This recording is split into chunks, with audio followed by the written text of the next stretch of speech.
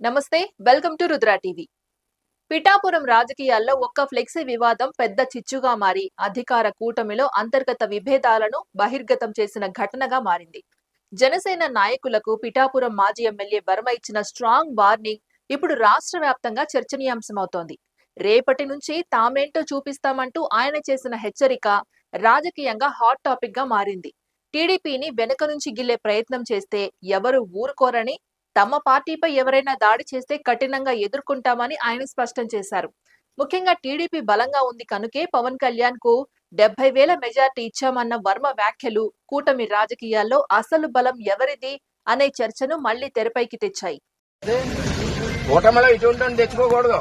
నీ ఎలక్షన్ నీకు ఎన్నుకోడు పొడిచి, నీ ఎలక్షన్ లో నీకు డబ్బు ఖర్చు పెట్టి, నీ ఎలక్షన్ లో నీకు మందు పోస్తే అటు పవన్ కళ్యాణ్కి ఇవన్నీ చెప్పకుండా జాయిన్ చేసి వేళ వెనకుండి ముట్టికెళ్ళి తెలుగుదేశం పార్టీ మీద పడుతుంటే ఎవడు ఊరుకుంటాడు?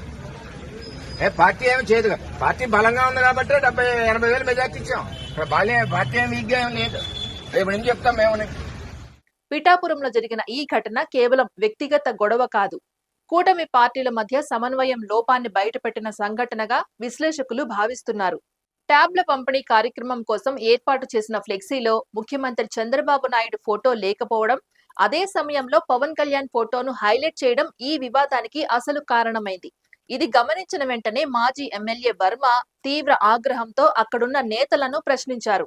కూటమి ప్రభుత్వం అయితే ఇద్దరి ఫోటోలు ఉండాలి కదా అంటూ ఆయన నిలదీయడం పరిస్థితిని మరింత ఉద్రిక్తంగా మార్చింది. ఈ సమయంలో అక్కడే ఉన్న జనసేన నేతలు దురుసుగా స్పందించడం వల్ల మాట పెరిగి వాగ్వాదం తారాస్థాయికి చేరింది. పెండెం దొరబాబు వర్మపైకి దూసుకొచ్చి దాడి చేయడానికి ప్రయత్నించటం పరిస్థితిని మరింత ఉద్రిక్తంగా మార్చింది. తోటి నేతలు అడ్డుకోకపోతే పెద్ద గొడవ జరిగేదని ప్రత్యక్ష సాక్షులు చెబుతున్నారు. ఆ తర్వాత ఇరు పార్టీల కార్యకర్తల మధ్య తోపులాట జరగడం, అక్కడ పరిస్థితి అదుపు తప్పే దశకు చేరడం గమనార్హం.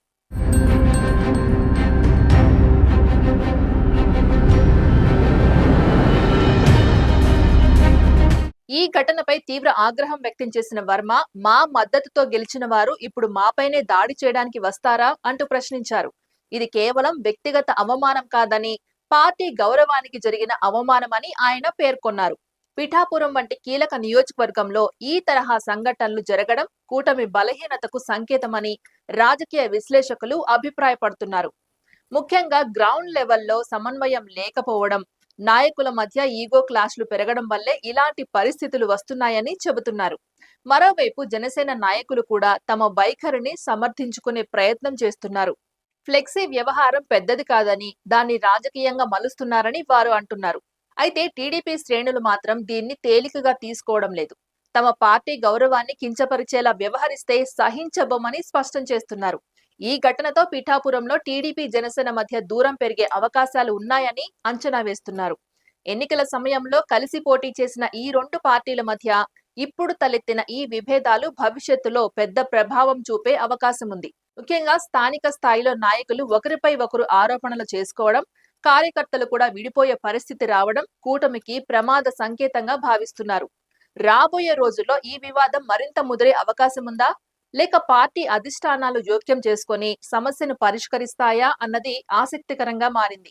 ప్రస్తుతం మాత్రం వర్మ చేసిన హెచ్చరికలు జనసేన నాయకుల స్పందనలు రాజకీయ వేడిని పెంచుతున్నాయి. రేపటి నుంచి తామేంటో చూపిస్తాం అన్న మాటలు కేవలం హెచ్చరికగానే మిగిలిపోతాయా, లేక గ్రౌండ్ లో నిజంగా మార్పు కనిపిస్తుందా అన్నది చూడాలి. మొత్తంగా ఈ పరిణామాలు చూస్తుంటే పిఠాపురం రాజకీయాలు రాబోయే రోజుల్లో మరింత రసవత్తరంగా మారడం ఖాయమనే చెప్పవచ్చు. ఇది ఇవాల్టి అప్డేట్. మరో అప్డేట్ తో మళ్ళీ కలుద్దాం. అంతవరకు చూస్తూనే ఉండండి రుద్రా టీవీ.